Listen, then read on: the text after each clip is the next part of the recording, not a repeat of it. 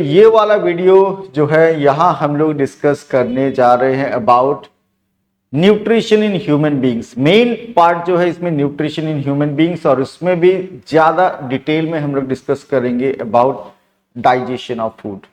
थोड़ा बहुत discussion amoeba के बारे में, थोड़ा पैरामीशियम के बारे में, थोड़ा हर्बीवोरस एनिमल्स के बारे में भी डिस्कशन होगा, लेकिन मेन फोकस होगा about nutrition in human beings. So how do organisms obtain their nutrition? ये जानते हैं हम लोग। Some organisms they can prepare their own food. Some other types of organisms they depend on others for food. Autotrophic nutrition, किसी में heterotrophic nutrition. So some organism can prepare their own food, but heterotrophic का अगर बात करें, उनका food अलग अलग, okay, उनका फूड ऑब्टेन करने का तरीका अलग अलग, तो उनका बॉडी में डाइजेस्टिव सिस्टम भी अलग अलग होगा, एकदम सेम तो नहीं होगा। हम लोग का डाइजेस्टिव सिस्टम, ह्यूमन बींग्स का डाइजेस्टिव सिस्टम, काव का डाइजेस्टिव सिस्टम, हर्बीवोरस एनिमल्स का डाइजेस्टिव सिस्टम तो एक जैसा नहीं है। हम लोगों का स्टमक में एक ही चैम्बर है, हर्बीवोरस एनिमल काव का स्टमक में 4 चैम्बर होता है। इसका मतलब फूड के ऊपर डिपेंड करता है कि डाइजेस्टिव सिस्टम कैसा होगा। और हम लोगों में एक्स्ट्रा सेल्यूलर डाइजेशन, मतलब डाइजेशन बॉडी का सेल्स के अंदर नहीं होता, डाइजेशन होता है एलिमेंट्री कैनल में, लेकिन एमीबा में डाइजेशन कहां होता है? सेल के अंदर। Digestion in amoeba is intracellular, digestion in human beings is extra cellular. Since the food and the way it is obtained differ, the digestive system in different in various organisms. अब हम लोग बात करते हैं in single cell organism. बात कर रहे थे एमीबा का। फूड में be taken in by entire surface. Amoeba का बॉडी का सरफेस का किसी भी पार्ट से फूड ऑब्टेन किया जा सकता है। तो ये एमीबा का सरफेस यानी सेल मेम्ब्रेन, और ये है उसके लिए फूड, एक प्रे। एमीबा फूड कैसे इंजेस्ट करते हैं? Amoeba ingest food by forming extension of the cell membrane, finger-like projections. That finger-like projections are called pseudopods or pseudopodia. Okay. Amoeba engulf food by forming pseudopodia, and once the food is engulfed, what is formed? Food vacuole. क्या form होगा? Food vacuole. और amoeba जिस process से food engulf करते हैं, उस process का नाम क्लास 9 में आप लोगों को मिला था, एंडोसाइटोसिस। एंडोसाइटोसिस। और एमीबा अगर सॉलिड फूड इंजेस्ट करे तो प्रोसेस का नाम है फेगोसाइटोसिस। क्या है? Phagocytosis. And once food is ingested, food vacuole is formed, तो क्या होगा? फूड वैक्यूल में फूड डाइजेस्ट होगा। अब डाइजेशन के लिए चाहिए एंजाइम्स। एंजाइम्स वो biocatalyst that can digest food, that can break down complex food materials into simple and soluble form. तो फूड वैक्यूम में फूड डाइजेस्ट होगा, डाइजेस्ट होके फूड एब्जॉर्ब हो जाएगा साइटोप्लाज्म में, फिर वो साइटोप्लाज्म में डिफ्यूजन से ट्रांसपोर्ट हो जाएगा, यूज हो जाएगा, दैट इज एसिमिलेशन। तो फूड इंजेस्ट हुआ, फूड डाइजेस्ट हुआ, फूड एसिमिलेट हुआ, ओके, एब्जॉर्ब भी हो गया साइटोप्लाज्म में, देन एसिमिलेशन हुआ। अब ये फूड, जो फूड एमीबा डाइजेस्ट नहीं कर पा रहा, या ऐसा मटेरियल जो एमीबा ने एनगल्फ कर लिया और एमीबा डाइजेस्ट नहीं कर पा रहा, उसका क्या होगा? That will be egested out of the body, that will be egested out of the body. अब एमीबा में इजेशन कैसे होता है? ये मान लो एमीबा है, ये न्यूक्लियस, और फूड वैक्यूल में फूड डाइजेस्ट हो चुका है, एब्जॉर्ब हो चुका, और फूड वैक्यूल में ये वो पार्टिकल्स हैं जिनको एमीबा डाइजेस्ट नहीं कर पाया, तो उनका इजेशन होना है। फॉर इजेशन क्या होगा? For egestion amoeba food vacuole को, जैसे जैसे एमीबा मूव करता है, फूड वैक्यूल मेम्ब्रेन के पास पहुंच जाएगा, और वहां पे क्या होगा? ये वैक्यूल बर्स्ट होगा when it touches the membrane and releases what? Releases that waste material out of the body, throws out the waste material. और इस तरह एमीबा अनडाइजेस्टेड फूड को क्या कर देगा? इजेस्ट कर देगा। So there are 5 steps of nutrition in amoeba, and that 5 steps are ingestion, digestion, absorption, assimilation and egestion. और अगर मैं आपको पूछता हूं what type of nutrition is seen in amoeba, the answer is holozoic nutrition. What kind of nutrition? Holozoic nutrition. तो amoeba और paramecium में थोड़ा डिफरेंस क्या है कि एमीबा का बॉडी का सरफेस का किसी भी पार्ट से फूड इंजेस्ट किया जा सकता है, लेकिन पैरामीशियम में एक डेफिनेट रीजन है, ऑरल ग्रूव है, ये डेफिनेट ओपनिंग है जहां से क्या फूड का एंट्री होगा, और वहां तक फूड लेके आने के लिए पैरामीशियम के पास क्या है, पैरामीशियम के पास है short hair like structures, and that hair like structures are called what, cilia. तो cilia का हेल्प से पैरामीशियम क्या कर सकता है, पैरामीशियम अपना फूड को ट्रांसफर कर सकता है कहां तक, उसका जो ओपनिंग है, ऑरल ग्रूव है, जिस ओपनिंग के थ्रू फूड का एंट्रेंस होगा, और एक बार फूड पैरामीशियम में एंटर हो गया बॉडी में तो फूड वैक्यूल बनेगा। फूड वैक्यूल बनने के बाद सेम प्रोसेस से डाइजेशन होगा, एब्जॉर्प्शन होगा, and undigested food will be ingested out of the body. तो अगर आपको पूछा जाए what type of nutrition is seen in amoeba, answer is holozoic nutrition. What type of nutrition is seen in paramecium, that is also holozoic. And what type of nutrition is seen in human beings, human beings में भी holozoic nutrition, और holozoic nutrition में क्या होता है, organism obtain करता है solid या liquid food that is ingested, और एक बार food ingest होने के बाद food डाइजेस्ट होता है, सॉलिड फूड डाइजेस्ट होगा, कॉम्प्लेक्स मॉलिक्यूल्स जो है सॉलिड फूड में that will be converted into simpler and soluble form. एक बार डाइजेशन हो गया तो फूड एब्जॉर्ब होगा बॉडी फ्लूइड में, फिर वो ट्रांसपोर्ट हो जाएगा, सेल तक पहुंचेगा, सेल उस फूड को यूटिलाइज करेगा for various activities, for producing energy, उसको हम लोग बोलेंगे एसिमिलेशन। और जो फूड एलिमेंट्री कैनल में डाइजेस्ट नहीं हुआ that will B ingested out of the body. So what are the 5 steps of nutrition in human beings? They are ingestion, digestion, absorption, assimilation and egestion. अब आगे बात करते हैं हम लोग। एमीबा और पैरामीशियम का मैंने आपको बेसिक समझा दिया, और यहां वर्ड टू वर्ड थोड़ा समझा देता हूं।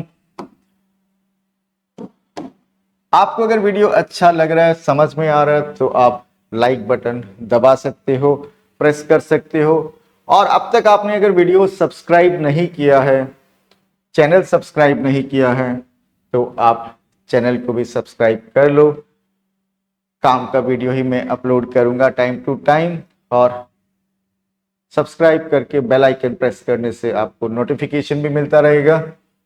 सो I am going to discuss word to word about nutrition in amoeba. Amoeba takes in food using temporary finger-like extension.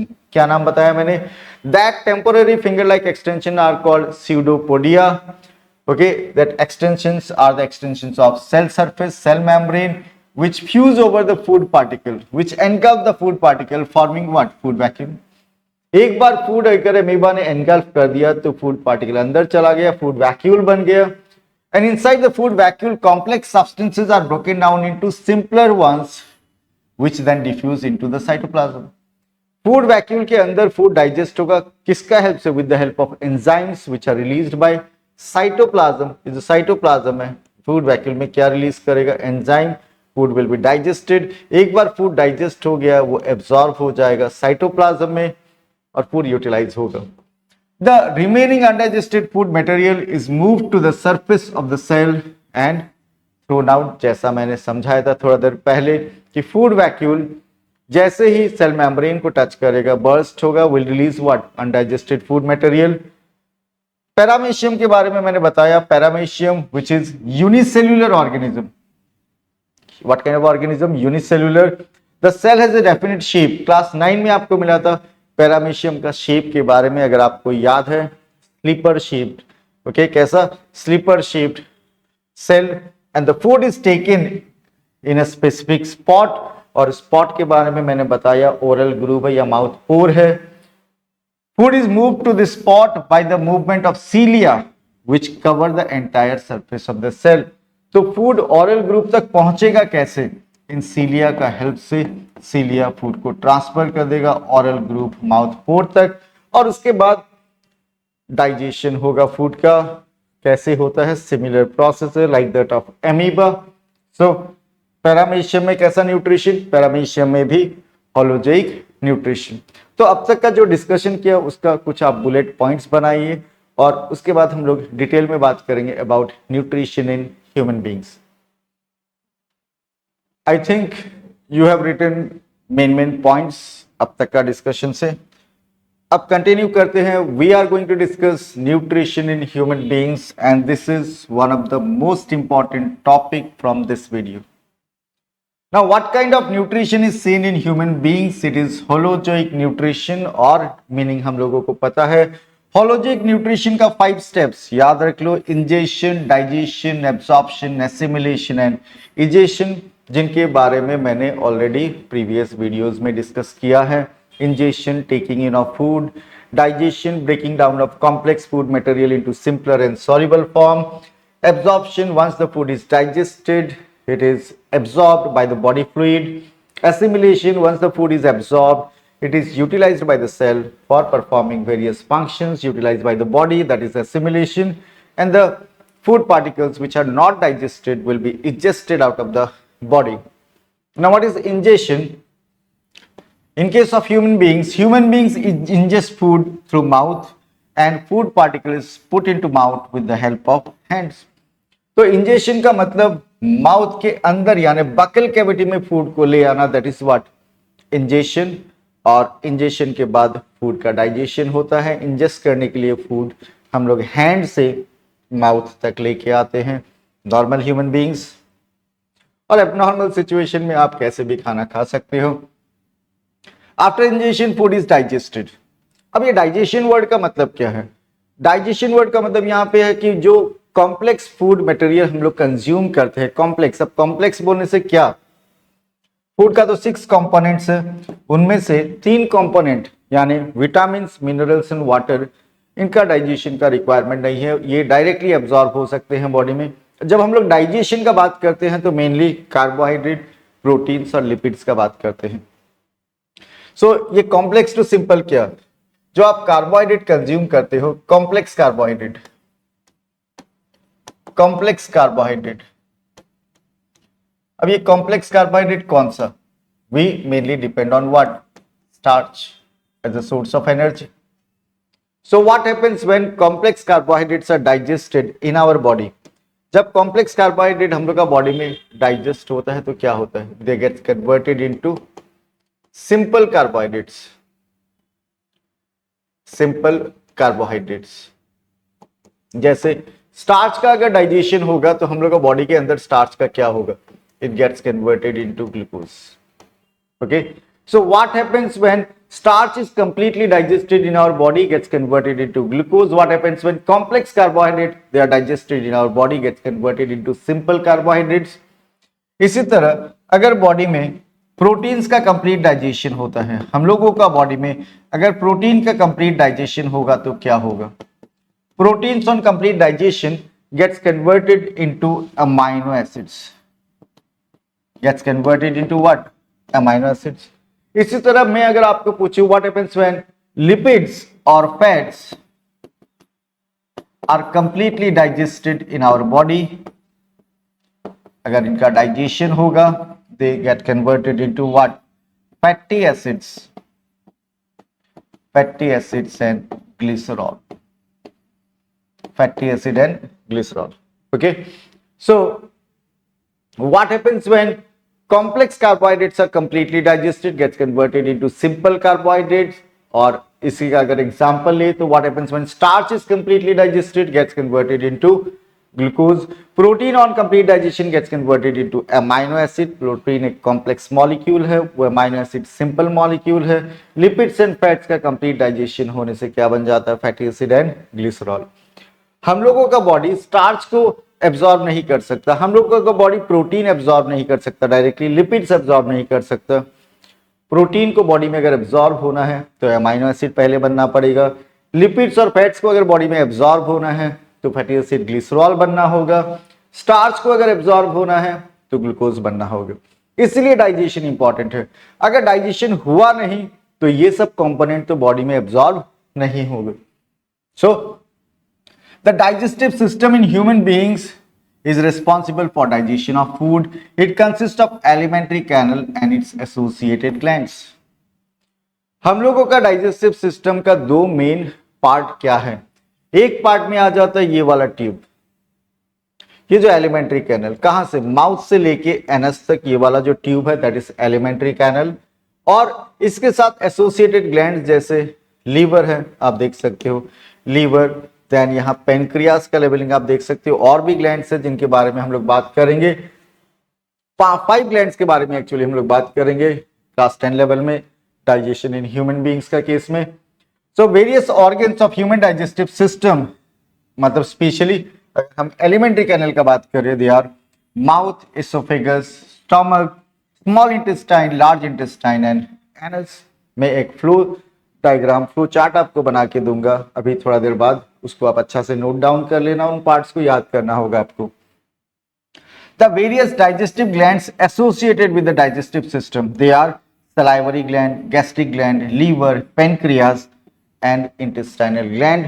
हम लोग इन ग्लैंड्स के बारे में बात करेंगे और इन ग्लैंड्स का क्या रोल है डाइजेशन में, that we are going to discuss. हम लोग अभी क्या डिस्कस कर रहे हैं, we are discussing about nutrition in human beings. Okay, इसके बारे में बात करें हम लोग, न्यूट्रिशन इन ह्यूमन बींग्स। तो मैंने बोला था आपको एक फ्लो चार्ट, फ्लो डायग्राम में देता हूं, उसको आप अच्छा से नोट कर लो। Parts of human digestive system, so you note it down, digestive system of human beings. Digestive system of human beings can be divided into 2 parts. One is alimentary canal and the other part we can say digestive glands. Digestive glands. So what are the 2 parts of human digestive system? Alimentary canal and digestive glands. Alimentary canal का अगर part का बात करें तो starting from mouth, pharynx, then esophagus, mouth, pharynx, esophagus, then stomach, then intestine, and then anus.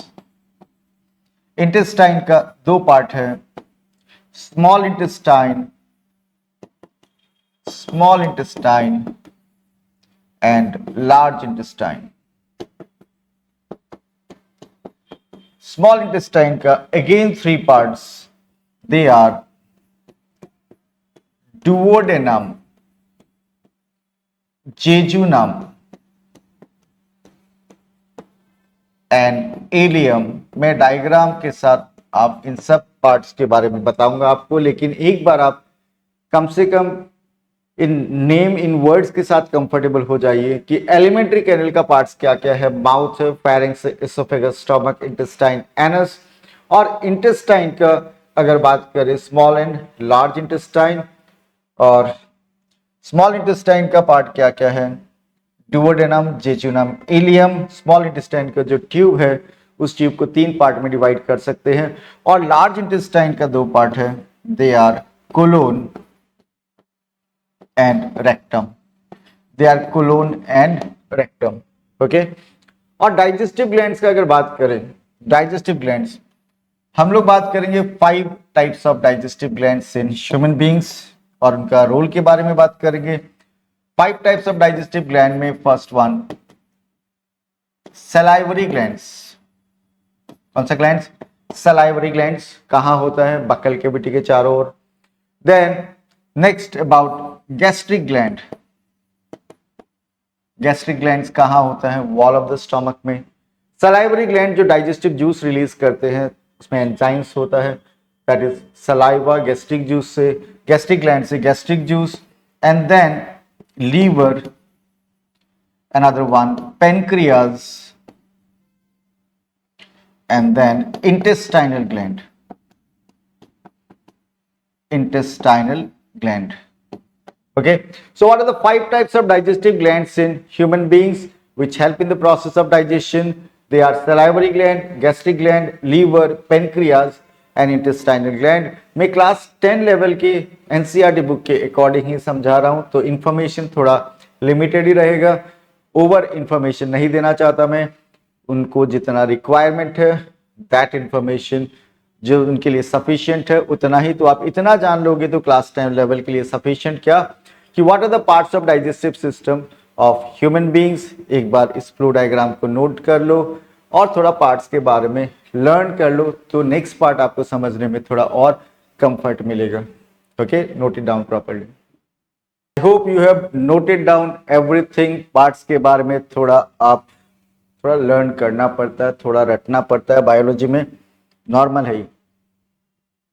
अभी हम लोग बात करेंगे about digestion in buccal cavity, इसी का डिस्कशन करेंगे, डाइजेशन इन बक्कल कैविटी।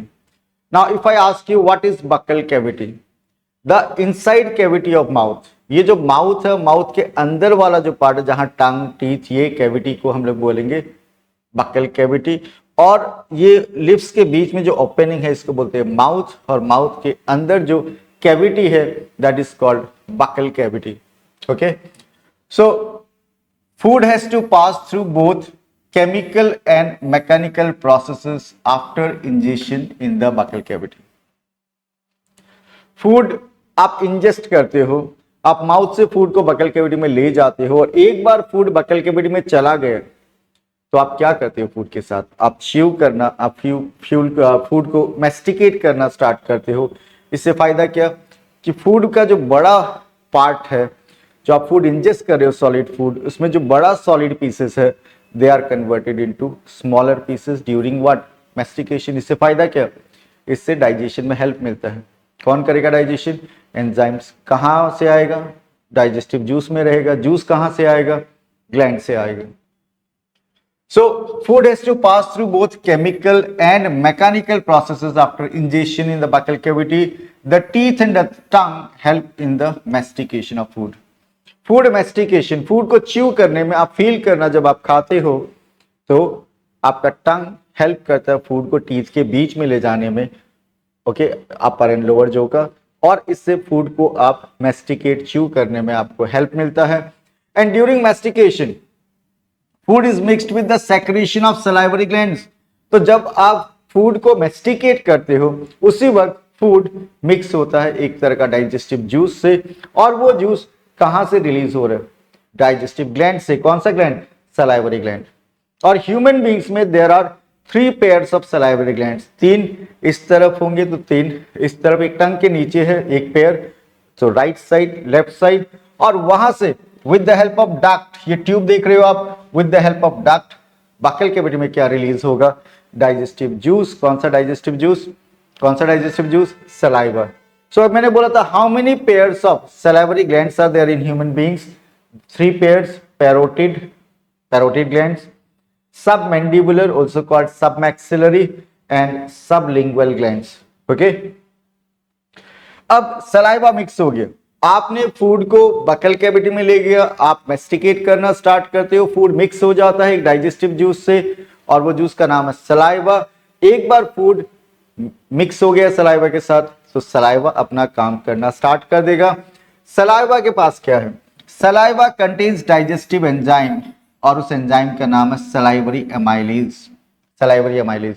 क्या आप सलाइवरी एमाइलेज के लिए कोई और टर्म जानते हो, इसका कोई और नाम जानते हो?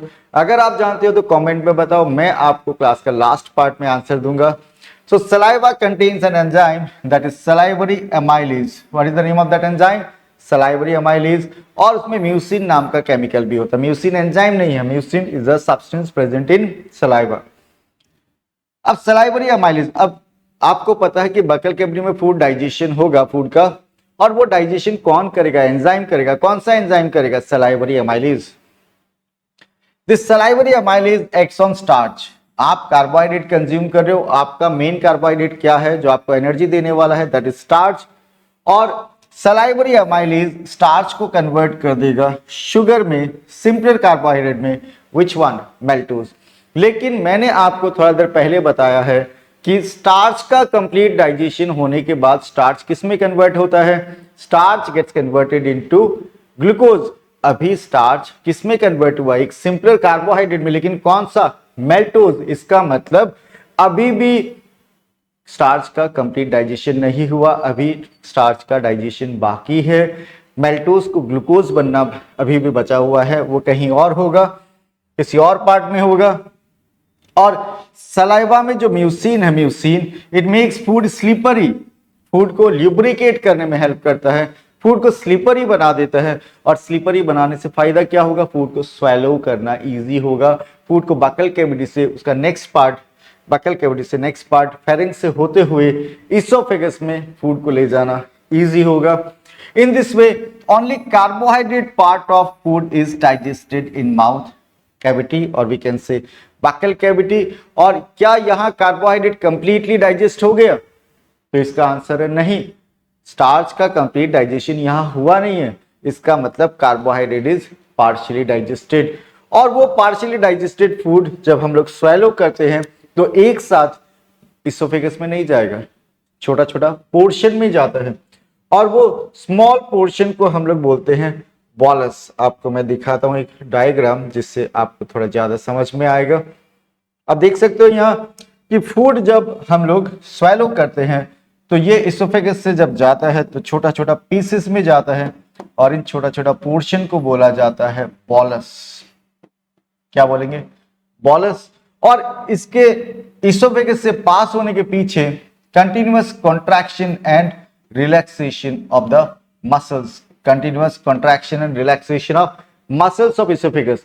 इसोफेगस या एलिमेंट्री कैनल का मसल्स जो वॉल है, वॉल में muscles continuously contract and relax होता है, और इस मूवमेंट को बोला जाता है पेरिस्टाल्सिस। क्या बोला जाता है, पेरिस्टाल्सिस। और इसी तरह का continuous contraction and relaxation movement की वजह से फूड एलिमेंट्री कैनल से पास होता है, कहीं फंसता नहीं है। इतना कॉइल्ड स्ट्रक्चर होने के बाद भी, इतना हाईली कॉइल्ड स्ट्रक्चर होने के बाद भी फूड कहीं अटक नहीं रहा है। क्यों, क्योंकि इसका जो वॉल है, वॉल का मसल्स में स्पेशल एबिलिटी क्या है, continuous contraction and relaxation that helps in what, easy passage of food through alimentary canal. तो हम लोगों ने बात किया पेरिस्टाल्सिस के बारे में, और फूड किस फॉर्म में पास होता है, बकल कैविटी से स्टमक तक थ्रू इसोफेगस, तो वो बॉलस के फॉर्म में फूड का डाइजेशन हो चुका। कहाँ पे हो चुका, बकल कैविटी में हो चुका। और फूड एक बार बकल कैविटी में अगर डाइजेस्ट हो गया देन फूड पास होगा नेक्स्ट पार्ट में। और नेक्स्ट पार्ट कौन सा है, नेक्स्ट पार्ट कौन सा है, आपको डायग्राम में दिखाता हूं। बकल कैविटी में डाइजेशन हो चुका, अब ये पाइपलाइन का, इस पाइपलाइन का नेक्स्ट पार्ट है फेरिंक्स, फेरिंक्स के बाद इसोफेगस, इसोफेगस के बाद फूड आ जाएगा इस बैग लाइक स्ट्रक्चर में जिसका नाम क्या है, स्टमक। ओके, तो फूड का एंट्री कहाँ होने वाला है, फूड का एंट्री होने वाला है स्टमक में। तो बकल कैविटी से फूड अब कहाँ आ गया, फूड आ गया स्टमक में। फूड आ गया कहाँ, स्टमक में। किस फॉर्म में, बॉलस का फॉर्म में इसोफेगस के थ्रू आ रहा था। और यहाँ पे एक तरह का स्पेशल मसल है, और वो देख सकते हो आप, that is what, sphincter muscle. ये मसल क्या करता है, ये मसल कंट्रोल करता है entry of food from oesophagus into the stomach. तो फूड एक बार स्टमक में आ गया, उसके बाद क्या होगा। अभी तक फूड में कौन सा कंपोनेंट का डाइजेशन हुआ है, हम लोगों ने जो फूड इंजेस्ट किया था उसमें कौन सा कंपोनेंट अभी तक डाइजेस्ट हुआ है, कार्बोहाइड्रेट, और वो भी पार्शियली डाइजेस्ट हुआ है। अभी प्रोटीन का डाइजेशन बचा है, लिपिड का डाइजेशन बचा हुआ है। और फूड पहुंच गया कहां पे, फूड पहुंच गया स्टमक में। और यहां पर आप देख सकते हो स्पेशल मसल है पाइलोरिक स्फिंक्टर। ये फूड को स्टमक से बाहर जब फूड जाएगा, कैसे जाएगा, कब जाना है, उसको कंट्रोल करने का काम कौन सा मसल का है, pyloric sphincter muscle. It controls the exit of food from stomach into this part, small intestine का पार्ट जिसका नाम है डुओडेनम। आप याद रखना, फाइनल में पेपर में ऐसा क्वेश्चन आ चुका है कि स्फिंक्टर मसल कहाँ कहाँ मिलता है एलिमेंट्री कैनल में। स्फिंक्टर मसल आपको स्टमक के वहां मिल सकता है, स्फिंक्टर मसल एनल ओपनिंग के वहां भी, मतलब एनस के वहां पर भी है, that controls the exit of undigested food. Okay, so digestion of food in stomach का बात करते हैं हम लोग। फूड का डाइजेशन स्टमक में कैसे होता है, फूड पहुंच चुका स्टमक में, और जैसे ही फूड स्टमक में पहुंचेगा, स्टमक का जो वॉल है, इस वॉल से, सेल से, यहाँ पे ग्लैंड है, गैस्ट्रिक ग्लैंड, वो रिलीज करेगा अ काइंड ऑफ डाइजेस्टिव जूस, और उस डाइजेस्टिव जूस का नाम है गैस्ट्रिक जूस। क्या नाम है, gastric juice. Okay, so the stomach turns the food into thick pulpy mass that is called what, chyme. Food stomach में क्या होता है, अच्छा से चर्निंग हो जाता है, मतलब ग्राइंड हो जाता है हम लोग बोल सकते हैं, और फूड एक पल्पी मास में कन्वर्ट हो जाएगा। कैसा मास में? एक पल्पी मास में कन्वर्ट हो जाएगा। कहाँ पे? स्टमक में। और इस थिक पल्पी मास को हम लोग क्या बोलेंगे? काइम बोलेंगे। Food remains in the stomach for about 6 hours. इस 6 आवर्स में फूड पूरा चर्न होके ये जो सेमी सॉलिड मास, पल्पी मास बनेगा, उस पल्पी मास को क्या बोला जाता है? काइम बोला जाता है। तो अब तक मैंने डाइजेशन वाला बात नहीं किया। फूड का एंट्री हो गया कहां? स्टमक में। फूड मिक्स हो गया किसके साथ? गैस्ट्रिक जूस के साथ। So as soon as food enters the stomach get mixed with gastric juice secreted by the cells present on the wall of the stomach, and gastric juice contains mucus, enzyme pepsin and hydrochloric acid। अब यहां mucus भी है, और आप जानते हो कि gastric juice में हाइड्रोक्लोरिक एसिड भी है। तो म्यूकस जो है, म्यूकस ये इनर वॉल में डिपॉजिट हो जाता है, और ये म्यूकस का लेयर स्टमक का वॉल को बचा रहा है। स्टमक का वॉल को बचा रहा है किसका एक्शन से? From the action of what? Hydrochloric acid. Then hydrochloric acid के बारे में बात करेंगे, एंजाइम कैसे काम करता है उसके बारे में बात करेंगे। अभी हम लोगों ने बात किया क्या? फूड पहुंच गया कहां? स्टमक में, और गैस्ट्रिक जूस के साथ मिक्स हो गया। और म्यूकस ने क्या रोल प्ले किया? That we have discussed. Mucus on the inner wall of the stomach protects the wall of the stomach from the action of hydrochloric acid. Now about hydrochloric acid, gastric HCl provides acidic medium which is essential for the action of gastric enzyme। Gastric juice में जो enzyme है उनको अपना function perform करने के लिए, उनको food को डाइजेस्ट करने के लिए एसिडिक मीडियम का जरूरत पड़ता है। और वो एसिडिक मीडियम यहां पर कौन प्रोवाइड करेगा? वो गैस्ट्रिक जूस का ही एक कंपोनेंट हाइड्रोक्लोरिक एसिड। इसका मतलब hydrochloric acid helps in digestion of food by providing acidic medium so that enzymes can digest food। Okay, it also kills the bacteria, germs present in the food and converts inactive propepsin or pepsinogen into what? Active pepsin। तो यहां तो 3 काम समझ में आ गया hydrochloric acid का। Hydrochloric acid क्या कर रहा है? Hydrochloric acid is providing acidic medium which is essential for digestion of food in stomach. फिर हाइड्रोक्लोरिक एसिड ने क्या किया? पेप्सिन जो है वो इनएक्टिव फॉर्म में होता है गैस्ट्रिक जूस में, और इस इनएक्टिव फॉर्म को क्या बोला जाता है? प्रोपेप्सिन, या फिर बोलेंगे पेप्सिनोजेन। और हाइड्रोक्लोरिक एसिड उसको एक्टिव पेप्सिन बनाता है, और जब वो एक्टिव होगा तभी तो डाइजेशन करेगा। तो हाइड्रोक्लोरिक एसिड का तो बहुत इंपॉर्टेंट रोल है स्टमक में। ओके, और पावरफुल एसिड है। अब बात कर लेते हैं, HCl का बात कर लिया हम लोगों ने, अब एंजाइम का बात कर लेते हैं। कौन सा enzyme? Pepsin. Pepsin converts proteins into peptones and proteoses. लेकिन मैंने ही आपको बताया था कि प्रोटीन का कंप्लीट डाइजेशन होने के बाद क्या बनता है? प्रोटीन का कंप्लीट डाइजेशन होने के बाद अमाइनो एसिड में कन्वर्ट हो जाता है। Proteins are polymer of amino acid. Amino acid छोटे मॉलिक्यूल मिलके एक बड़ा मॉलिक्यूल प्रोटीन बनता है। तो प्रोटीन का डाइजेशन होने से तो अमाइनो एसिड बनना चाहिए, यहां तो नहीं बना। यहां पे क्या बना? Peptone and proteoses. इसका मतलब अभी भी प्रोटीन डाइजेशन बचा हुआ है, बाकी है, नेक्स्ट पार्ट में होगा। यहां प्रोटीन कंप्लीटली डाइजेस्ट नहीं हुआ है, प्रोटीन का पार्शियल डाइजेशन हुआ है। एंड म्यूकस के बारे में मैंने बताया था, protects the lining of the stomach, inner lining from the action of HCl। In this way only protein component of food is digested where? In stomach, and that too partially digested in stomach। So digestion takes place where? In stomach, protein component of food is digested and it is partially digested in stomach, and food remains in the stomach for about 6 hours and it gets converted into a semi solid form, और उस semi solid form को हम लोग क्या बोलेंगे? Crime. तो digestion in stomach के बारे में आप 1-2 मिनट सोचो। एंजाइम का नाम, एंजाइम का फंक्शन, हाइड्रोक्लोरिक एसिड का फंक्शन, म्यूकस का फंक्शन के बारे में सोचो।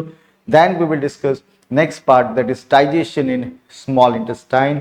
2 मिनट आप सोच सकते हो। Digestion intestine part I hope you have understood, और थोड़ा तो लर्न करना पड़ेगा आपको।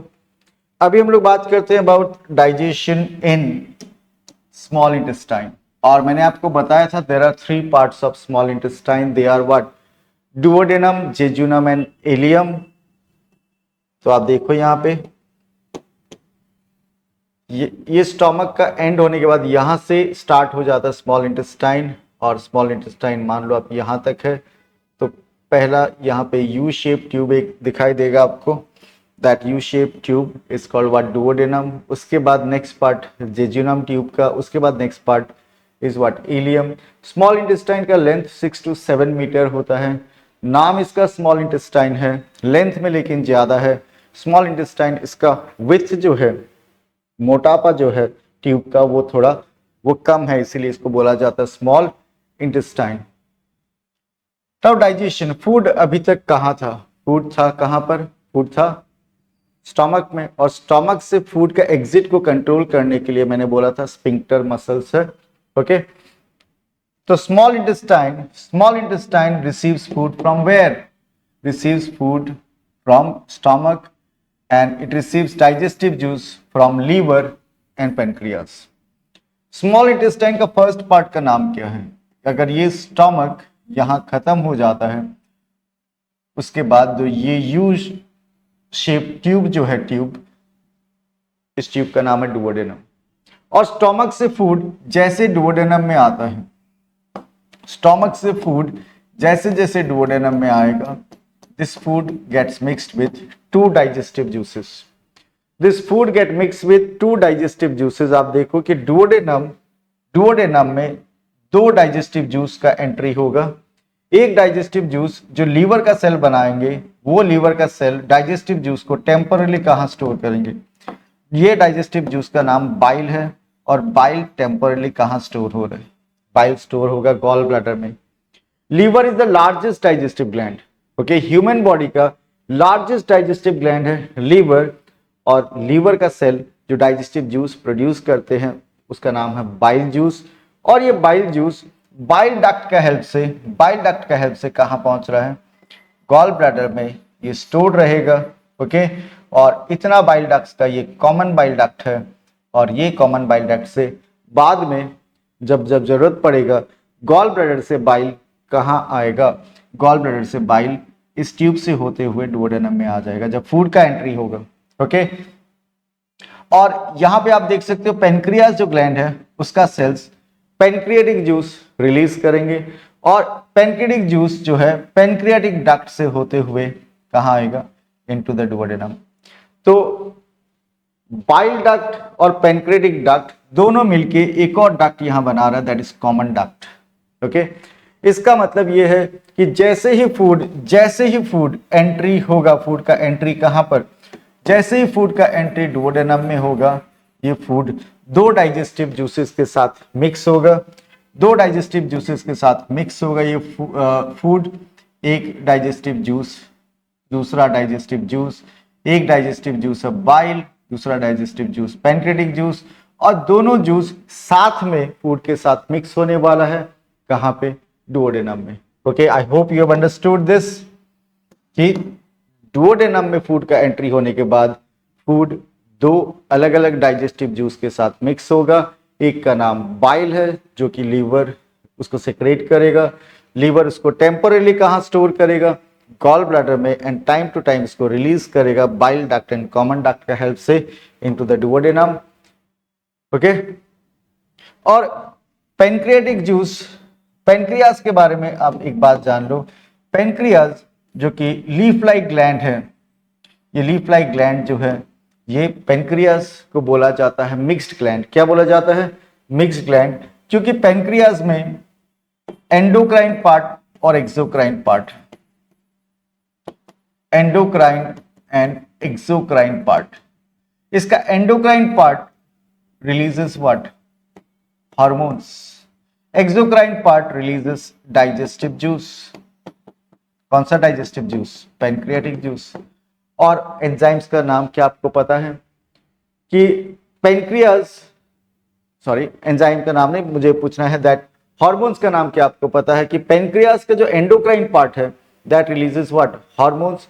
और दो मेन हार्मोन का नाम आप जान लो, one is insulin and another is glucagon. Insulin and glucagon. Insulin का फंक्शन है, insulin lowers blood sugar level, glucagon increases blood sugar level when there is lower blood sugar level. तो दोनों मिलके क्या करेंगे, ब्लड शुगर लेवल को control करेगा। इंसुलिन का रोल बहुत इंपॉर्टेंट है। जब भी ब्लड में शुगर का लेवल बढ़ जाता है, इंसुलिन रिलीज होता है पेनक्रियास से, एंड इंसुलिन एक्स्ट्रा जो ग्लूकोज है उसको ग्लाइकोजन बना देता है, तो ब्लड में शुगर का लेवल क्या होगा, कम हो जाएगा। इस तरह शुगर का लेवल को कंट्रोल करने में हेल्प करता है इंसुलिन। और किसी की अगर इंसुलिन सिक्रेशन ठीक से नहीं हो, डेफिशिएंट सिक्रेशन हो इंसुलिन का, तो ब्लड शुगर लेवल क्या होगा, बढ़ जाएगा। और उस कंडीशन को, उस डिजीज कंडीशन को क्या बोला जाता है, आपको पता होगा आई थिंक। ये भी मैं लास्ट में बताऊंगा, अगर आपको पता है तो आप कमेंट कर सकते हो। So what I discuss till now कि फूड जैसे ही डुओडेनम में पहुंचेगा, फूड दो डाइजेस्टिव जूस के साथ मिक्स होगा। एक डाइजेस्टिव जूस कौन सा, bile. Bile juice consist of water, sodium bicarbonate, bile pigments, bile salts. Bile pigments दो है, नाम ऐसे क्लास 10 में डायरेक्टली गिवन नहीं है, फिर भी आप जानना चाहो तो दो है, bilirubin, bilirubin and biliverdin, biliverdin. और बाइल सॉल्ट्स दो नाम मैं बता देता हूं, मटेरियल में आपको मिल जाएगा, sodium glycocholate and sodium taurocholate. Bicarbonate salts तो पता ही आपको।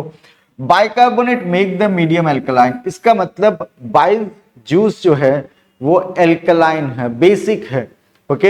And bile juice has no digestive enzyme. अब बाइल में कोई डाइजेस्टिव एंजाइम नहीं है, बाइल खुद एल्कलाइन है। डाइजेस्टिव एंजाइम अगर नहीं है तो डाइजेशन में हेल्प कैसे करेगा bile, that we will discuss. But it performs the important function, क्या, इट इमल्सिफाइज फैट्स।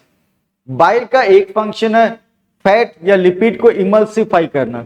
अब फैट या लिपिड को इमल्सिफाई करने का मतलब यहाँ पे क्या है कि फैट या लिपिड का जो बड़ा पीसेस है, बड़ा पार्टिकल्स है, ये क्या करेगा, उसको स्मॉलर पार्टिकल में कन्वर्ट कर देगा। बड़ा लिपिड छोटा लिपिड पार्टिकल में, लिपिड ही है, डाइजेशन नहीं हुआ, लिपिड का डाइजेशन नहीं हुआ, लिपिड का बिगर पीसेस छोटा पीसेस में, छोटा पार्टिकल में कन्वर्ट हो गया इमल्सिफिकेशन के ड्यूरिंग, ओके। अब फायदा क्या होगा इसका, बिगर पार्टिकल अगर स्मॉलर हो गया तो फायदा क्या, डाइजेशन में हेल्प मिलेगा। एंजाइम्स अब इनको आराम से डाइजेस्ट कर सकते हैं, okay. It helps in emulsification of fat, और we can say it helps in digestion of fats. It makes the medium alkaline which is essential for the action of pancreatic enzyme. आपको पता है कि stomach में जो enzyme था pepsin, उसको काम करने के लिए एसिडिक मीडियम चाहिए था, तो वहां HCl रिलीज हुआ। अब डुओडेनम में जो एंजाइम आने वाले हैं, उन एंजाइम को काम करने के लिए बेसिक यानी एल्कलाइन मीडियम चाहिए। और वो एल्कलाइन मीडियम कैसे होगा, पहले तो स्टोमक का जो फूड आ रहा है एसिडिक फूड, उसको न्यूट्रलाइज करना होगा। ये न्यूट्रलाइज कौन करेगा, बाइल करेगा। बाइल खुद एल्कलाइन है। बाइल एल्कलाइन क्यों है, उसमें जो बाइकार्बोनेट सॉल्ट है उसको एल्कलाइन बना देते हैं, ओके। सो फंक्शन हम लोग ऐसे बोल सकते हैं कि bile neutralizes the acidic food of the stomach and makes it slightly alkaline, and that alkaline food is essential, or that alkaline medium is essential for the action of pancreatic enzymes. pancreatic juice में जो enzyme है जो food digest करेंगे उनको alkaline medium चाहिए। It stops the action of gastric enzyme, okay? अब gastric enzyme का action तो रुक ही जाएगा, क्यों, गैस्ट्रिक एंजाइम को कैसा मीडियम चाहिए, एसिडिक मीडियम। तो अब बात करेंगे हम लोगों ने बात किया दो डाइजेस्टिव जूस मिक्स होता है, एक के बारे में बात किया, बाइल का फंक्शन के बारे में बात किया। बाइल का फंक्शन भी एग्जाम में पूछा जाता है, one of the most important function emulsification of lipids, and second function provides alkaline medium for the action of which enzyme, pancreatic enzyme, okay। तो कौन सा ग्लैंड को मैंने मिक्स ग्लैंड बोला अभी, इट इज पेनक्रियाज। और पेनक्रियाज को mix gland क्यों बोला जाता है, it is both exocrine part and endocrine part. इसका exocrine part digestive juice release करेगा, और endocrine part it releases what, hormones, okay. और हार्मोन का नाम हम लोग को पता है, the hormones are insulin and glucagon. अब कंटिन्यू करते हैं हम लोग डाइजेशन का पार्ट। दो जूस का बात किया था, एक था बाइल, दूसरा जूस कौन सा, दूसरा juice pancreatic juice, okay. Which one, pancreatic juice. Pancreatic juice is also alkaline, ये भी एल्कलाइन है, तो एल्कलाइन है तो फायदा क्या, मीडियम को एल्कलाइन रखेगा। और पेनक्रेटिक जूस अगर मीडियम को एल्कलाइन रखेगा तो फायदा किसको होगा, पेनक्रेटिक एंजाइम्स को। पेनक्रियाटिक एंजाइम्स को फूड डाइजेशन के लिए कैसा मीडियम चाहिए, एल्कलाइन बेसिक मीडियम चाहिए। अब इस पेनक्रेटिक जूस में बहुत एंजाइम है, 3 के बारे में आप जान लो क्लास 10 लेवल में। One is called trypsin, another one pancreatic amylase and third one pancreatic lipase. Okay, कौन कौन सा, पेनक्रियाटिक लाइपेज। तो trypsin, pancreatic amylase, pancreatic lipase. आपको मैंने स्टार्टिंग में बताया था कि वो जो पेनक्रियाटिक अमाइलेज जो एंजाइम था सलाइवा में, उसका दूसरा नाम क्या है, तो अभी बताता हूं मैं। उसका दूसरा नाम है टायलिन। दूसरा नाम किसका, it is salivary amylase. Saliva में जो एंजाइम, गलती से मैंने पेनक्रियाटिक अमाइलेज बोला है आई थिंक, बट करेक्शन कर लेना उसको। कौन सा, सलाइवा में जो एंजाइम सलाइवरी अमाइलेज, उसका दूसरा नाम क्या है, टायलिन। इसी तरह ये वाला एंजाइम पेनक्रियाटिक अमाइलेज, इसका दूसरा नाम है amylopsin. Okay, so name 3 enzymes present in pancreatic juice. One is trypsin, another pancreatic amylase, another pancreatic lipase भी बोल सकते हो आप। तो ट्रिप्सिन कन्वर्ट्स पेप्टोन्स और प्रोटीओज इनटू व्हाट, अमाइनो एसिड। इसका मतलब स्टोमक में जो प्रोटीन पेप्टोन प्रोटीओज बना था, अब वहां वो पेप्टोन्स एंड प्रोटीओज किस में कन्वर्ट हो जाएगा, अमाइनो एसिड, यानी डुओडेनम में प्रोटीन का कंप्लीट डाइजेशन हो जाएगा। नाउ पेनक्रियाटिक अमाइलेज, ये हार्मोन क्या करेगा, स्टार्च को मेल्टोज बना देगा। आप सोचोगे स्टार्च का डाइजेशन तो हो चुका, स्टार्च का डाइजेशन कहाँ हो चुका, स्टार्च का डाइजेशन बकल कैविटी में, याद करो कौन सा अमाइलेज, सलाइवरी अमाइलेज। क्या किया था, स्टार्च को मेल्टोज बनाया था। तो आप सोचोगे ये वापस यहाँ क्यों, क्योंकि कंप्लीट स्टार्च या जितना भी स्टार्च आप कंज्यूम कर रहे हो उसमें से कुछ पोर्शन स्टार्च ही बकल कैविटी में डाइजेस्ट होता है और बाकी स्टार्च एज इट इज हम लोग कंज्यूम कर लेते हैं, इंजेस्ट कर लेते हैं, स्टमक में पहुंचा देते हैं, वहां डाइजेशन नहीं होगा और स्टार्च का डाइजेशन अब होगा कहां पे, डुओडेनम में। So duodenum में pancreatic amylase converts the remaining starch into maltose and pancreatic lipase converts emulsified fats into what, fatty acid and glycerol. So what happens when proteins are completely digested, they are converted into amino acid. What happens when complex carbohydrates are completely digested, they are converted into simple carbohydrates also called sugars, they are sweet carbohydrate. And what happens when lipids are completely digested, they are converted into what, they are converted into fatty acids and glycerol. Okay, so after digestion in stomach, food enters into the duodenum and jejunum part, or we can say after digestion, थोड़ा correction है यहाँ पे, after digestion in duodenum, food enters where, into jejunum and ileum part of small intestine. correction कर लेना आप, क्या, after digestion इन duodenum food enters, duodenum में हो गया डाइजेशन, फूड कहाँ जाएगा, जेजुनम और इलियम में। और जेजुनम एंड इलियम में क्या होगा, जेजुनम एंड इलियम में जो इनका वॉल है, इन ट्यूब्स का जो वॉल है, इन वॉल में जो सेल्स है, that cells will release intestinal juice, a kind of digestive juice. और उसके बारे में ज्यादा डिटेल क्लास 10 में नहीं है, आपको सिर्फ इतना जानना है कि वो इंटेस्टाइनल जूस फूड के साथ मिक्स हो जाएगा, जो रिमेनिंग फूड यहां पहुंचेगा और उसमें जो भी कंपोनेंट है, अगर उसमें मेल्टोज बचा हुआ है तो वो ग्लूकोज में कन्वर्ट हो जाएगा, उसमें अगर लेफ्ट आउट लिपिड्स है वो फैटी एसिड ग्लिसरॉल में कन्वर्ट हो जाएगा, उसमें अगर पेप्टोन प्रोटीओज या प्रोटीन है that will be converted into what, amino acid. इसका मतलब जेजुनम और इलियम पार्ट में फूड कंप्लीटली डाइजेस्ट हो जाएगा, carbohydrate part, protein part, lipid part completely digest हो जाएगा with the help of that intestinal juice. Okay, and the intestinal juice contains enzymes which complete the digestion by finally converting proteins into amino acid, complex carbohydrates into glucose, fructose, galactose, ये examples है simple carbohydrates का, and fats into fatty acid and glycerol. intestinal juice में भी अलग अलग enzymes होते हैं, जैसे एक एंजाइम है मेल्टेज, क्या नाम है, मेल्टेज, और ये मेल्टेज एक्ट करता है मेल्टोज पे एंड कन्वर्टेड इनटू ग्लूकोज। फिर galactase, okay, it acts on galactose and converts it into glucose. इसी तरह intestinal lipase, it acts on that lipids, convert them into what, fatty acid and glycerol. कहने का मतलब ये है कि स्मॉल इंटेस्टाइन में फूड कंप्लीटली डाइजेस्ट हो गया। इन दिस में all the components of food are completely digested where, in the small intestine. I hope you have understood. तो हम लोगों ने बात किया डाइजेशन इन बकल कैविटी, हम लोगों ने बात किया डाइजेशन इन स्टमक, हम लोगों ने बात किया digestion in small intestine. Digestion part has been completed. हम लोग बात करेंगे about large intestine, its role, हम लोग बात करेंगे about egestion.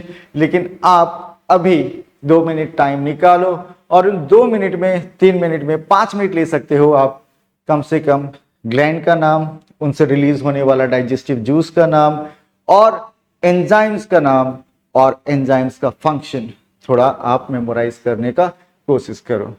Okay, so 5 minute आप टाइम ले सकते हो। आई होप, मैं तो होप ही कर सकता हूं कि आपने पढ़ा होगा, आपने अब तक एंजाइम का फंक्शंस, डाइजेस्टिव ग्लैंड्स के बारे में, उनका जूसेस के बारे में थोड़ा इंफॉर्मेशन मेमोराइज किया होगा। फूड डाइजेशन हो चुका है कहां पर? फूड डाइजेशन हो चुका है स्मॉल इंटेस्टाइन में। कहां हो चुका है? Small intestine.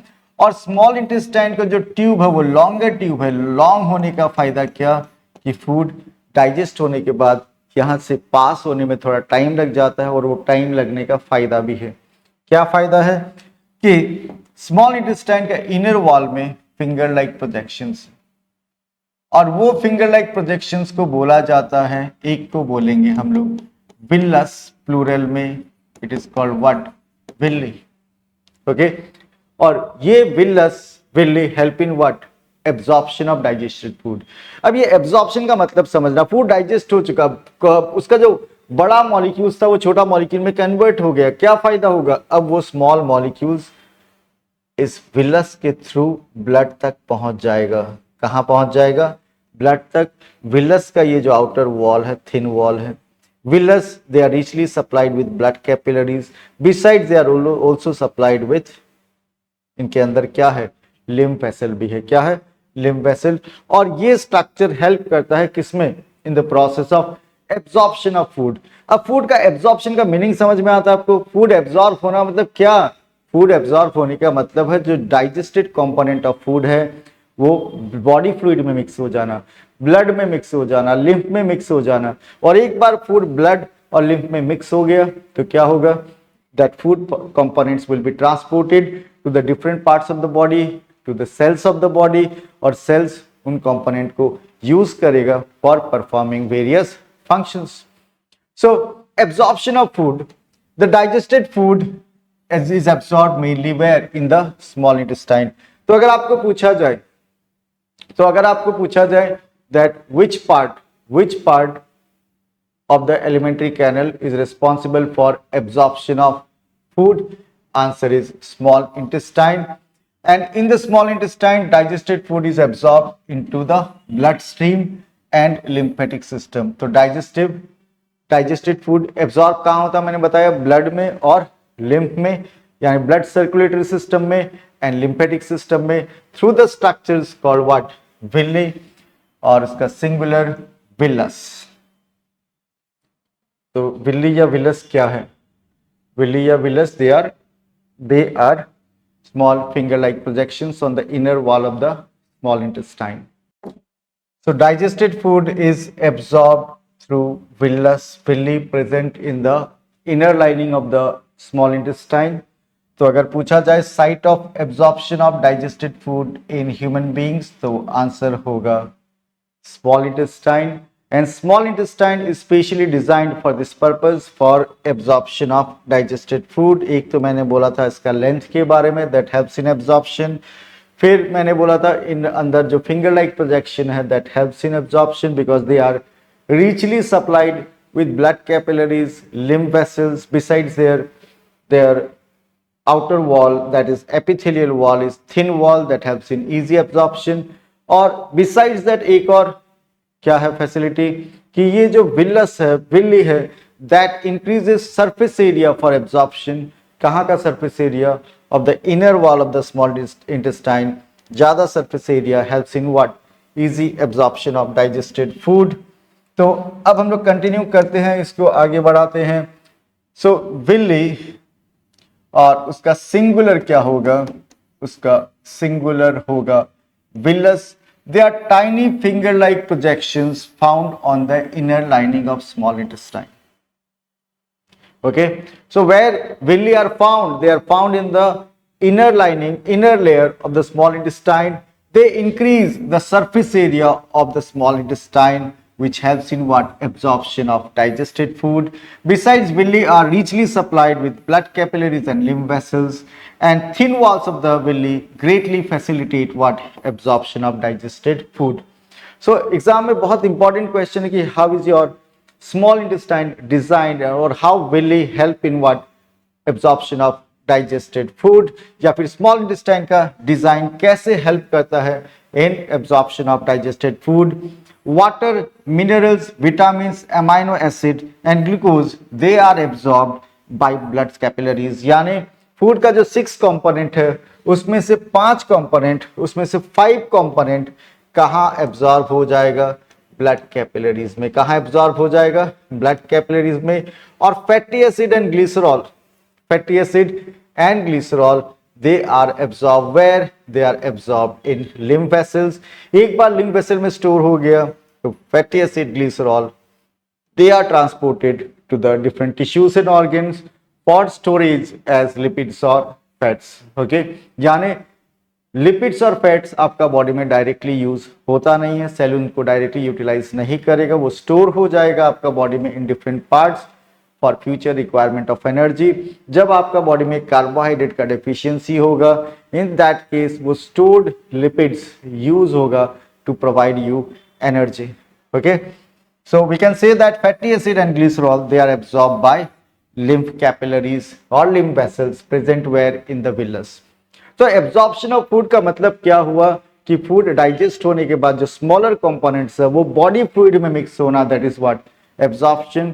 और एक बार बॉडी फ्लूइड यानी ब्लड और लिम्फ में मिक्स हो गया, वो फूड ट्रांसपोर्ट होगा पूरा बॉडी में और सेल्स उनको एब्जॉर्ब कर लेंगे और सेल्स उनको यूटिलाइज करेंगे forward for performing various function. हम लोग बोलेंगे फूड एसिमिलेट हो गया। क्या हो गया? एसिमिलेट। लेकिन ऐसा बहुत फूड में पार्ट होता है जो हम लोग डाइजेस्ट नहीं कर सकते। For example, when we eat green leafy vegetables, in that case cellulose is there and our body can not digest cellulose.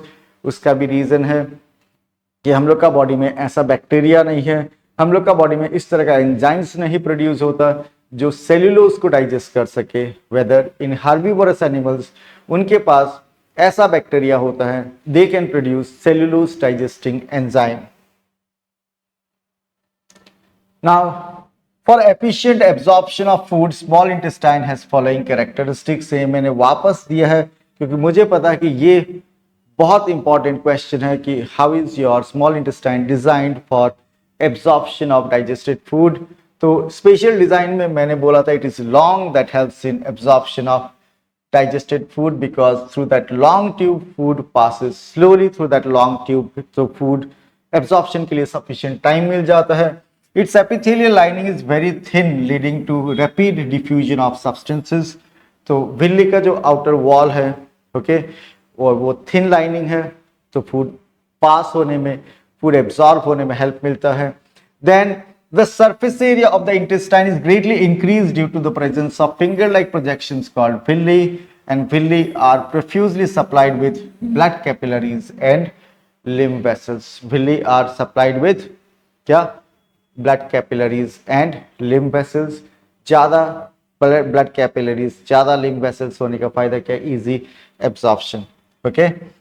So अब तक हम लोगों ने डिस्कस किया है अबाउट इंजेशन, डाइजेशन, एब्जॉर्प्शन का बात कर लिया, एसिमिलेशन क्या है मैंने आपको समझा दिया, एंड लार्ज इंटेस्टाइन का रोल अभी हम लोग बात करेंगे।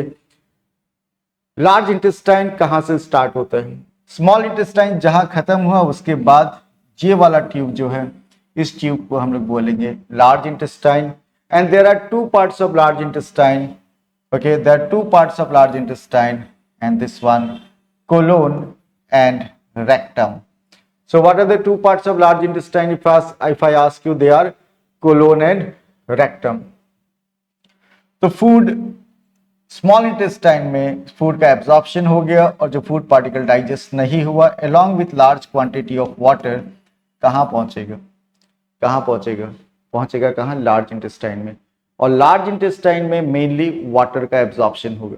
लार्ज इंटेस्टाइन का जो वॉल है अनडाइजेस्टेड फूड और जो वाटर साथ में है उसमें से वाटर एब्जॉर्प्शन का काम करेगा।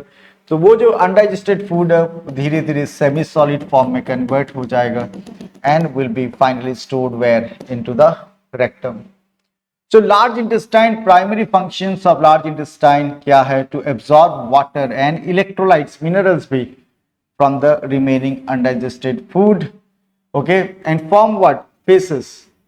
जो अनडाइजेस्टेड फूड पार्टिकल जो बॉडी से जिस फॉर्म में रिलीज होता है that is faeces, and expel waste product from the body, okay. It is house of large population of bacteria. कुछ बैक्टीरिया वहां है, they may help in digestion process, लेकिन ह्यूमन बींग्स में लार्ज इंटेस्टाइन में digestion नहीं होता है। लेकिन हर्बीवोरस एनिमल में मैंने बोला था सेलुलोज डाइजेशन हो सकता है with the help of this finger like projections called appendix. Human being में ये अपेंडिक्स जो है वो यूजलेस, फंक्शनलेस ऑर्गन है। ऐसा ऑर्गन को वेस्टिजियल ऑर्गन भी बोला जाता है। क्या बोला जाता है? वेस्टिजियल ऑर्गन भी बोला जाता है। Such organs are also called what? Vestigial organ. So ये जो लार्ज इंटेस्टाइन है, क्या है ये? लार्ज इंटेस्टाइन का जो स्टार्टिंग पार्ट है, यहाँ पे जो finger like projection appendix, it is functionless organ in human beings, but the same organ is performing an important function in herbivorous animals, helps in digestion। इनमें कुछ ऐसा बैक्टीरिया होता है जो सेल्यूलोज डाइजेस्टिंग एंजाइम प्रोड्यूस कर सकते हैं। तो हर्बीवोरस एनिमल्स में सेल्यूलोज डाइजेशन होने के बाद भी ग्लूकोज बन जाता है और वो ग्लूकोज उनको एनर्जी प्रोवाइड करता है, लेकिन ह्यूमन बीइंग्स सेल्यूलोज डाइजेस्ट नहीं कर सकते। The undigested food in the form of feces is stored in the rectum and then ingested out of the body। और undigested food rectum में store होगा and time to time rectum का wall का muscles contract होता है, then anus के through food बाहर हो जाएगा।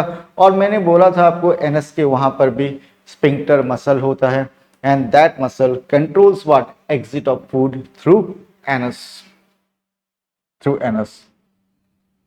So हम लोग डिस्कस क्या कर रहे हैं? We are discussing nutrition in human beings. उसका 5 स्टेप है। First one ingestion, then digestion, then absorption, then assimilation, then egestion and the elimination of undigested remain of the food from alimentary canal is called what? Egestion, also called defecation, also called what? Defecation। Excess water is absorbed in large intestine and the contents become semi-solid feces which passes out into the rectum and expelled through anus, or we can say anal aperture। In this way nutrition is completed in human beings। Sphincter muscle के बारे में मैंने already आपको बता दिया है, peristalsis के बारे में ऑलरेडी इंफॉर्मेशन दे दिया है और आई होप यू अंडरस्टूड दैट। आप चाहो तो ये नोट डाउन कर सकते हो वीडियो को पॉज करके। Next about dental caries, also called tooth decay, also called what? Tooth decay। आप जब बकल कैविटी में फूड मैस्टिकेट करते हो, फूड जब आप इंजेस्ट करते हो, उस वक्त फूड का पार्टिकल्स हो सकता है टीथ का सरफेस पे स्टिक करके रह जाए। अगर फूड का particle surface of the teeth पे ज्यादा टाइम तक रहेगा तो क्या होगा? इन पे अटैक होगा किसका? बैक्टीरिया का। बैक्टीरिया इनको डिकम्पोज करने का कोशिश करेगा और during that process acid is produced. और वो एसिड क्या कर सकता है? एसिड जो है ये टीथ का जो बाहर का जो कवर है बहुत हार्ड कवर है, उसके बाद एक और कवर है that is what? Dentine. Enamel and dentine, पहले एनिमल डिसॉल्व होने लग जाएगा। एनिमल डिसॉल्व होने लग जाएगा तो इस सिचुएशन को हम लोग क्या बोलेंगे? Dental caries. And this can be prevented by regular brushing of the teeth. When you brush the teeth तो टीथ के ऊपर जो फूड का पार्टिकल्स है उनको आप रेगुलरली अगर रिमूव करोगे तो बैक्टीरिया को चांस नहीं मिलेगा उनको डिकम्पोज करने का और एसिड प्रोडक्शन का।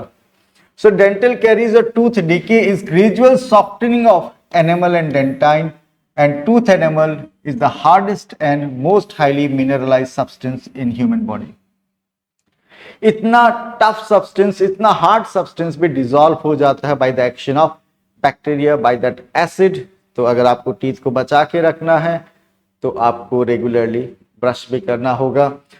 दिन में 2 बार तो ब्रश के बारे में आप जानते हो, लेकिन रात को सोने से पहले ब्रश करना ज़्यादा इम्पॉर्टेंट है, क्योंकि ज़्यादातर फूड पार्टिकल्स का जो डिकम्पोजिशन का बात मैंने बोला वो रात को मुंह में बैक्टीरिया का एक्शन से होता है decomposition. So it is caused, dental caries is caused when food particles stuck to the teeth, bacteria find suitable medium for growth, and bacterial cells and food particles stuck to the teeth and form what? Dental plaque. Bacteria food के साथ ही teeth के ऊपर चिपक जाएगा, decompose करते रहेगा, acid produce करते रहेगा, डेंटल प्लग बन जाएगा। And acids produced by bacteria remove minerals from the tooth enamel to make them soft, and proper brushing of teeth removes what? The plugs. If plugs are not removed, severe inflammation and infection may also occur. Okay? So बहुत important है, अगर आपको teeth को बचा के रखना है, उसका एनिमल को बचा के रखना है, आपको रेगुलर टीथ को ब्रश करना होगा। जब टीथ के बारे में आपको नॉलेज दे रहा हूं, साथ में ये एक चीज और जान लो आप कि there are 4 types of teeth in our buccal cavity. They are incisor, canine, premolar and molar. So 4 types of teeth के बारे में just नाम जान लेने से ठीक है। So हम लोगों ने क्या डिस्कस हम लोगों ने किया about nutrition in human beings, और मैंने आपको बताया था कि फूड इनटेक जो है ह्यूमन बींग्स का, जो फूड है हर्बीवोरस एनिमल का जो फूड है वो डिफरेंट फूड है। ह्यूमन बींग्स आर ऑमनीवोरस, तो वो plant based food, animal based food दोनों कंज्यूम करते हैं, लेकिन herbivorous animals they consume only plant based food. और प्लांट बेस्ड फूड को डाइजेस्ट करना थोड़ा डिफिकल्ट होता है, सेलुलोज डाइजेशन में थोड़ा टाइम ज़्यादा लगता है, एंड बिकॉज ऑफ दैट इनका जो इंटेस्टाइन है वो लॉन्गर है कंपेयर टू इंटेस्टाइन ऑफ कौन सा? Intestine of carnivorous animals and omnivorous animals. तो लॉन्गर इंटेस्टाइन किस में मिलेगा? हर्बीवोरस एनिमल में। और क्यों मिलेगा उस चीज को आप ठीक से समझ लो। शॉर्टर और longer intestine, the length of small intestine differs in various animals depending on the food they eat. Food habit पे डिपेंड करेगा कैसा इंटेस्टाइन होगा। Herbivorous eating grass need a longer small intestine to allow the cellulose to be digested. तो herbivorous animal, अगर मैं पूछूं काव और टाइगर में किसका इंटेस्टाइन का लेंथ लॉन्गर होगा, आंसर है काव का लॉन्गर होगा। Herbivorous animals have longer intestine than that of carnivorous animals. This is because their diet is grass and plants made up of what? Fiber, cellulose, which are hard to digest and needs longer time. समझ में आ गया होगा। Cellulose digestion को ज्यादा time चाहिए और ज्यादा time food को इंटेस्टाइन में रहने के लिए इंटेस्टाइन को लॉन्गर होना होगा। As a result the herbivorous animals need a longer digestive tract to digest their food completely, and meat is easy to digest, hence carnivorous like tiger have a shorter small intestine. Okay, so I hope you have understood। बहुत important question है ये कि carnivorous animals का जो intestine है, small intestine का length herbivorous animals का small intestine का लेंथ से छोटा क्यों होता है, या फिर हर्बीवोरस में स्मॉल इंटेस्टाइन का लेंथ लॉन्गर क्यों होता है। हर्बीवोरस एनिमल का स्टोमक भी थोड़ा स्पेशल है। हम लोग का स्टोमक एक चैम्बर का, काव का स्टोमक, अदर हर्बीवोरस एनिमल का स्टोमक में 4 चैम्बर है। नाम अगर आप याद रख सको तो रख लो, क्लास 10 में वैसे ये पूछा नहीं गया है। Rumen, reticulum, omasum and abomesum, 4 chambers of the stomach in case of herbivorous animals. So आप देख सकते हो कि ये फॉक्स है कार्निवर और रैबिट हर्बीवोरस, दोनों का लेंथ इंटेस्टाइन का, स्मॉल इंटेस्टाइन का लेंथ सेम नहीं है, डिफरेंट लेंथ है। और हम लोग डिस्कस करेंगे अब एक एक्टिविटी, सिंपल एक्टिविटी, एक्टिविटी 6.3। यहां क्या करना है, हम लोगों को दो टेस्ट ट्यूब लेना है, test tube A and test tube B. इन दोनों टेस्ट ट्यूब को लेने के बाद टेस्ट ट्यूब में हम लोग लेंगे स्टार्च सॉल्यूशन। क्या लेंगे? Starch solution. ओके। और टेस्ट ट्यूब ए में हम लोग क्या करेंगे, थोड़ा सलाइवा डाल देंगे, मुंह से थोड़ा सलाइवा डाल देंगे और दोनों टेस्ट ट्यूब को कुछ टाइम के लिए अबाउट 20 to 30 मिनट्स हम लोग रख देंगे। ठीक है। और हम लोगों को पहले से पता है कि स्टार्च और आयोडीन का रिएक्शन होने से क्या होता है।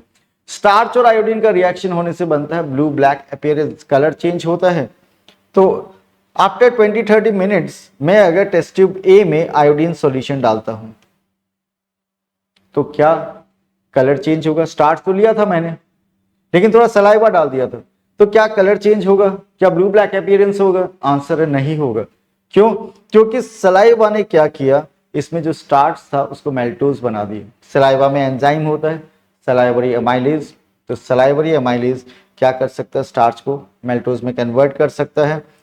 लेकिन इसमें हम लोगों ने स्टार्च सॉल्यूशन लिया, सलाइवा नहीं डाला, तो इसमें स्टार्च स्टार्च ही रहेगा। और इसमें अगर मैं आयोडीन सॉल्यूशन डालता हूं तो ब्लू ब्लैक हो जाएगा, यानी टेस्ट ट्यूब बी में ब्लू ब्लैक अपीयरेंस आएगा। That indicates presence of starch. Test tube A में स्टार्च का क्या हुआ, स्टार्च डाइजेस्ट हो गया, starch is converted into what, मेल्टोज।